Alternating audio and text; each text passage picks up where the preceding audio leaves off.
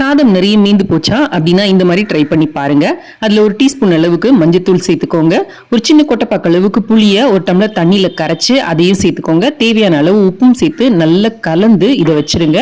இது நீங்க over night கூட வைக்கலாம். இப்ப நைட் சாதம் மீந்து போனுச்சுன்னா இந்த மாதிரி செஞ்சு வச்சிட்டீங்கன்னா கெட்டு போகாம இருக்கும். ஃப்ரிட்ஜ்ல கூட நீங்க வைக்க வேண்டிய அவசியம் இல்ல.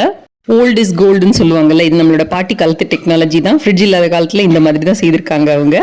ஒரு வானலியில ஒரு டேபிள் ஸ்பூன் அளவுக்கு நல்லெண்ணெய் சேர்த்துக்கோங்க. இப்ப அதுல கடுகு, உளுத்தம் பருப்பு, காஞ்ச மிளகாய் சேர்த்துக்கோங்க. கூடவே கடலை பருப்பு, கொஞ்சமா எள்ளும் சேர்த்துக்கோங்க. கொஞ்சமா நிலக்கடலை சேர்த்தீங்கன்னா ரொம்பவே டேஸ்டா இருக்கும். அவசியம்ட்டு கிடையாது.